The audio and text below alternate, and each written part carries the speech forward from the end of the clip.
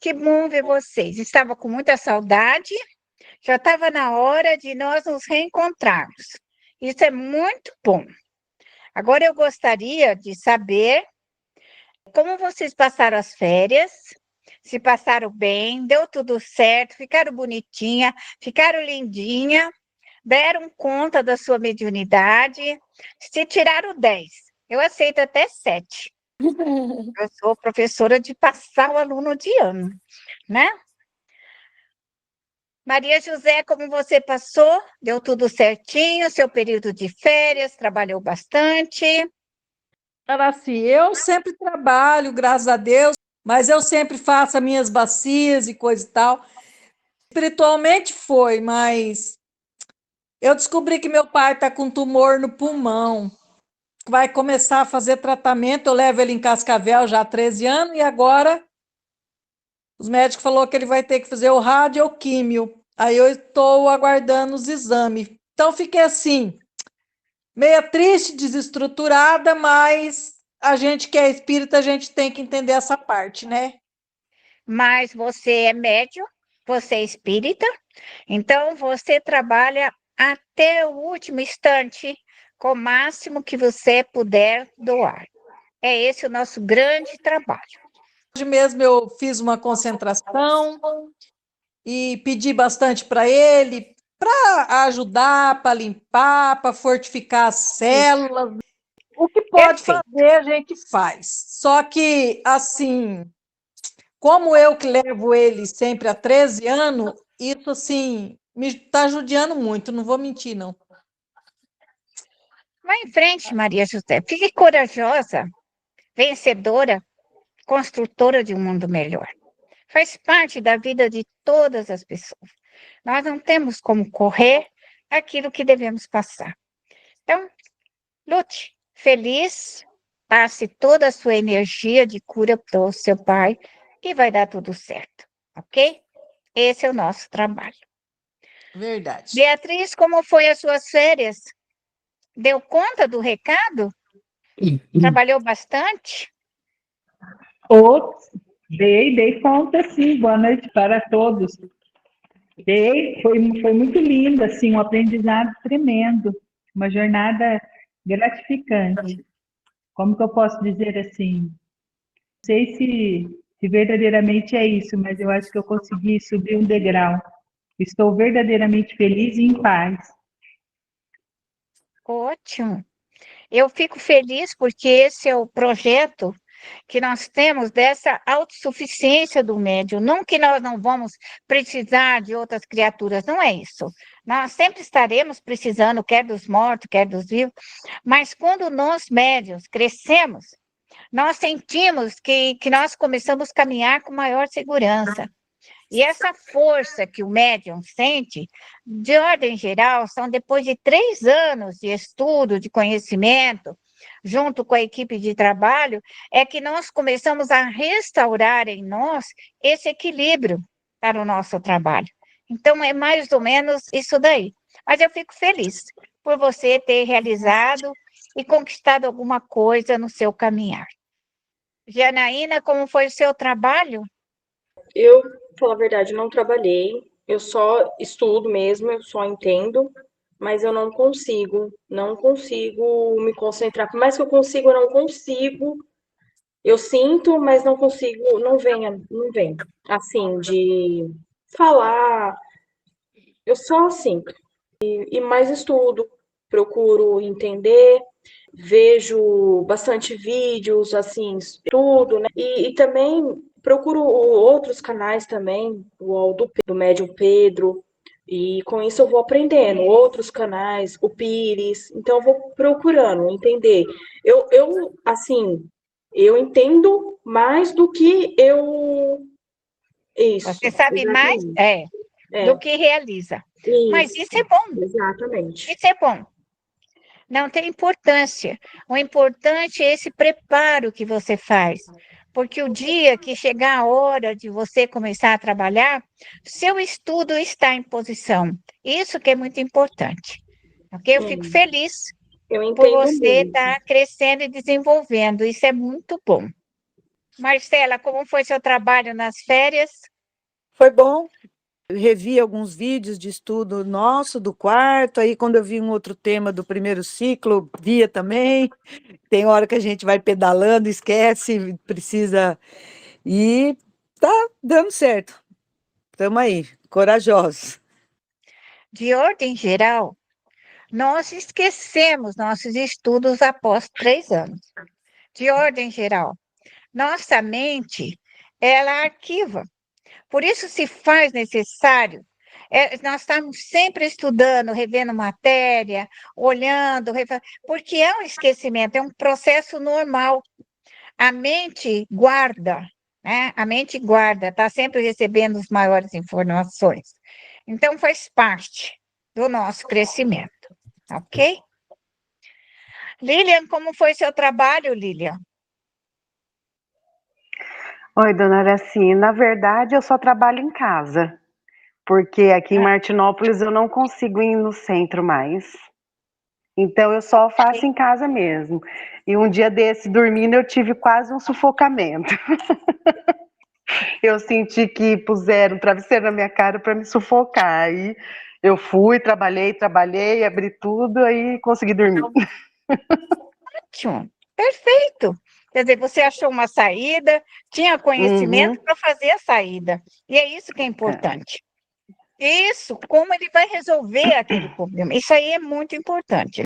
Eu fico contente quando o médium consegue essa autolibertação dele mesmo. Isso é muito importante. Fico feliz, Lilian, por você. Que bom. Daniele Jordão, como foi o seu trabalho? Eu pedi aqui, eu comecei aqui participar da parte mediúnica, e aí eu comecei a frequentar, e eu tô indo, ontem mesmo eu fui, é dia de segunda. 8 horas da noite faz um estudo das questões do livro do médium na sequência, faz a explicação, aí 8:55 finaliza, e começa os trabalhos mediúnicos, e vai até beirando 10 horas. É bacana, assim, não é igual o que a gente faz, mas é bem parecido. Uma música de fundo, oração, pede para pensar, né, no fluido cósmico universal, porque eu estou na parte de sustentação. E é bem bacana, assim, bem bacana, bem diferente. Eu não sou médico ostensivo, eu fico na sustentação ali. Eu estou gostando, está me fazendo bem, graças a Deus. Ótimo. Isso é importante. É muito bom. Eu fico feliz. Os centros, né? A gente tem que adentrar a esse trabalho, esse conjunto das casas espíritas. Não existe uma casa espírita igual a outra. Nunca vai existir. Nunca vai ser. Porque a doutrina, ela é livre. Cada um tem a sua liberdade, tem a sua responsabilidade. Cada educador, ele realiza o compromisso que ele veio fazer. Então, somos nós, médiuns, estudamos e nos adequamos àquela casa, àquele local, àquele ambiente, porque não existe.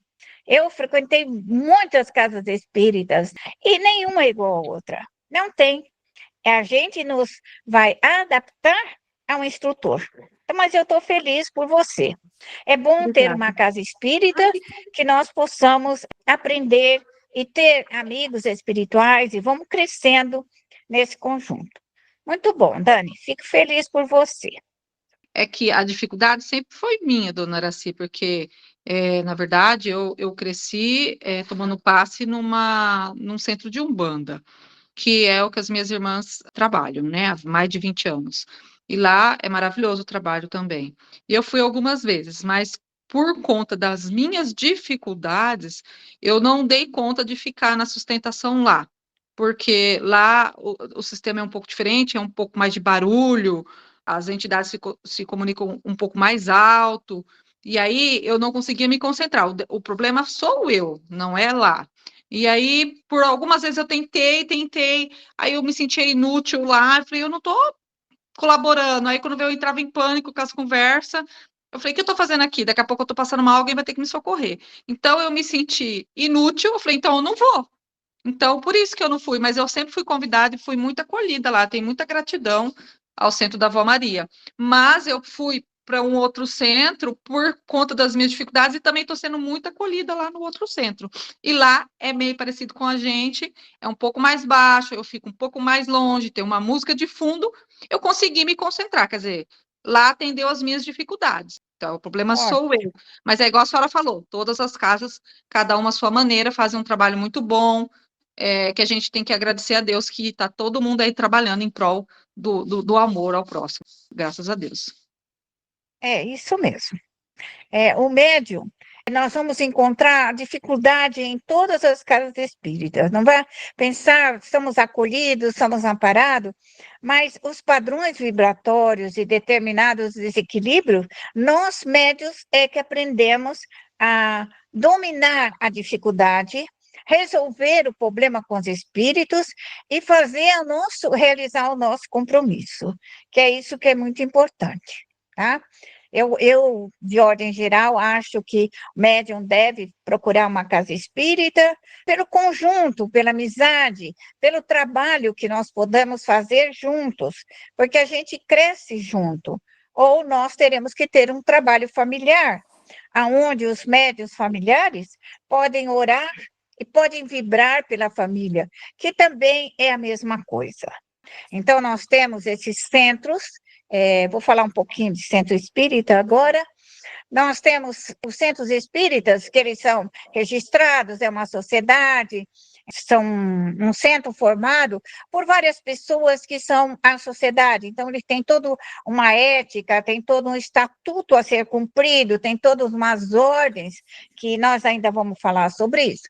Mas esse centro tem a direção daquele médium, de preferência, que construiu a casa espírita. Então, ela segue o perfil daqueles diretores que construíram aquela casa. E assim, cada médium daquela casa, às vezes pode mudar de diretoria, cada um tem o seu perfil, terá o seu perfil. Então, o médium, ele vai se adaptar, vai se adequar para se estabelecer naquela casa, ou no trabalho que ali ele está realizando. E também existem os núcleos particulares. O núcleo particular não é um núcleo registrado com o estatuto, mas ele segue a regra do presidente da casa. De ordem geral, foi aquele médium que fez aquele núcleo. E aí, as pessoas são convidadas e têm que passar pela direção daquela casa para serem aceitos ou não. Então, esses centros particulares são de núcleos particulares. Eles não são ligados às federações e nem a qualquer uso ou qualquer situação, até podem se ligar, mas eles são particulares. Não tem aquele estatuto, não tem o registro todo mês, não tem as datas 3, 4 vezes por ano, não tem aquela diretoria, não tem aquele prestação de contas. Então, ela é um núcleo de um médium que dirige e orienta o seu trabalho. E às vezes até um grupo, mas ele não tem esse sistema de sociedade registradas em cartório. E nós temos também o centro espírita, que ele é familiar, é da família, um núcleo familiar que desenvolve esse trabalho, esse núcleo particular, e dirige aquela casa e tem um trabalho também. Esse já é um grupo mais fechado ainda, porque ele é um grupo familiar, da família, a família que dirige, a família que desenvolve. Então, nós precisamos entender que existem vários modelos de centro espírita, e nós nos adaptamos a essas casas espíritas, e todas elas estão dentro da ordem kardeciana, da ideia de Kardec, porque na época de Kardec havia uma quantidade imensa, muito grande, de centros particulares. Não tinha registro, não tinha ata, não tinha reunião de diretoria, não tinha gente mandando lá dentro, era uma casa espírita com aquele médium, aquele instrutor que ali trabalhava e desenvolvia a sua pesquisa, o seu conhecimento. Só para deixar mais ou menos a ideia de vocês, então vocês vão chegar num centro espírita e vão falar, esse centro espírita tem dono. Aí tem. Só se ele for uma sociedade registrada em cartório, que daí aqueles 7 médios que ali estão, passa para o outro médio, e aí volta para o amigo, volta para o... Então, fica aquela rodinha de, como se diz, de fundadores, médiuns fundadores, que vão dirigir aquela casa espírita. Então, é isso que nós temos que entender. Mas se você for convidada num núcleo particular, certamente aquele dirigente daquela casa espírita, ele tem a sua norma, pode até ser igualzinho a uma casa espírita, idêntica, pode ter toda evangelização, pode ter tudo, mas ela é particular. Ela é particular. E também, se você for convidada para participar de um núcleo familiar, você tem que seguir as regras daquela família. Tem que respeitar o horário, a disciplina, os espíritos. Eu estou falando isso porque, na maioria dos espíritas, ele acha que qualquer centro espírita é uma sociedade registrada em cartório, que tem diretoria, que tem isso, e nem todos têm isso daí. Pode existir centros espíritas dentro dessas 3 ordens que eu estou dizendo para você, e todos eles são espíritas. Todos são trabalhadores da doutrina dos espíritos, ok?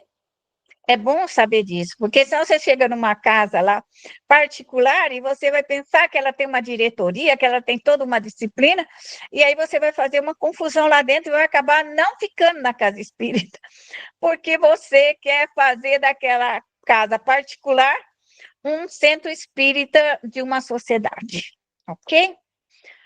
Alguém tem uma pergunta para fazer para mim? De alguma coisa que gostaria de perguntar? Helena, pode perguntar. Uma coisa que a gente no MEFA discute sempre, por exemplo, lá tem mais de 41 anos de funcionamento da casa. E só que não é federado. Nós temos tudo, o registro em cartório, eu até ajudo de vez em quando o pessoal prepara a ata e oriento o pessoal lá. Tem tudo. A diretoria funciona, tem pessoal responsável pela sopa, outro pela costura, outro... Normal, dá um senso. Só não é federado, assim, não é inscrito na federação por conta... A federação hoje está muito elitizada, muito isso, muito aquilo, não pode isso, não pode ter desobsessão, o passe não pode ser mediunizado. Não pode ter reunião mediúnica. Né? Então, aí ele, assim, o MEFA... Vou te ajudar. Passa 20 anos, 40 anos, só recebendo, só tem curso para receber as pessoas na porta. Cursos aí e o curso MEFA para não. receber... E lá ele é igual um SUS na vida, né? É o corpo a corpo mesmo, é a desobsessão. Isso daí. A desobsessão é o trabalho, a porta de... o cartão de visita, digamos assim. E tem, né? Mas ele está passando por um processo de evolução.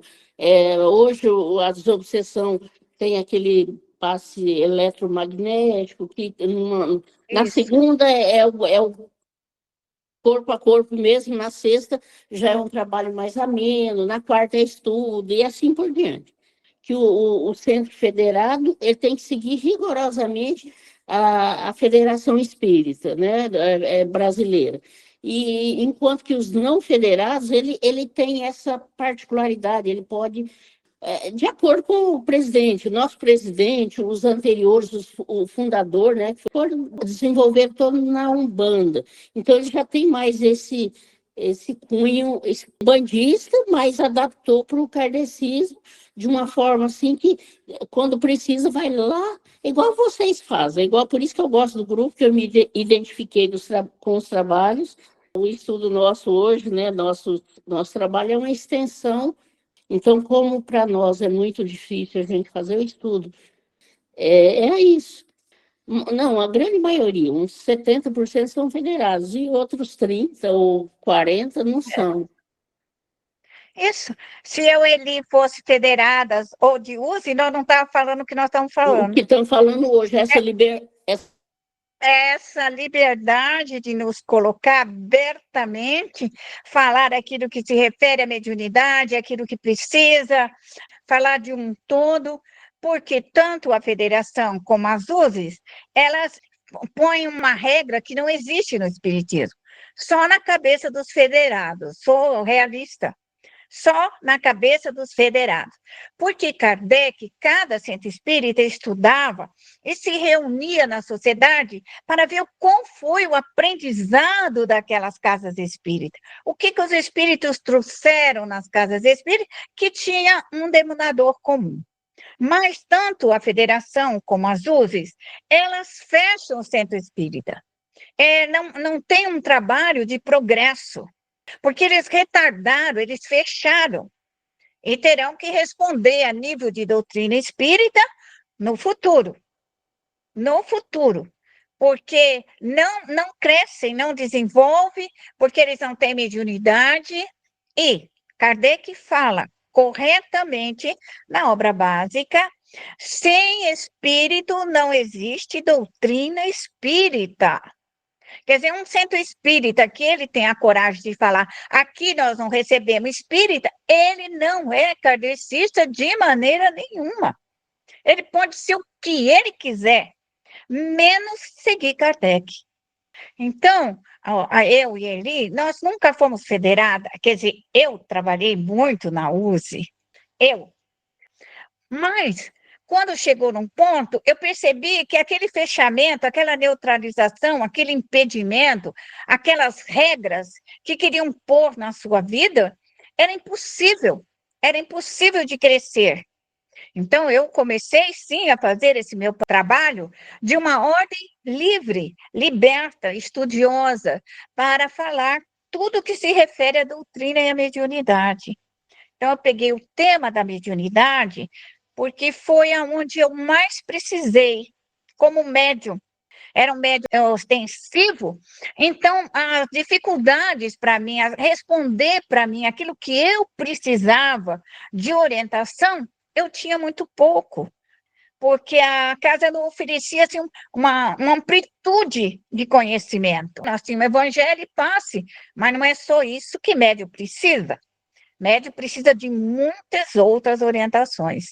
Então, por isso que vocês vão encontrar em mim e na Eli essa diversidade de colocar de uma forma clara, simples, aquilo que o médium precisa, sem nos preocupar de ninguém. Livre. Entendeu, Helena? Livre. Senão eu e Eli não estava aqui falando para vocês, de forma nenhuma. Tá ok?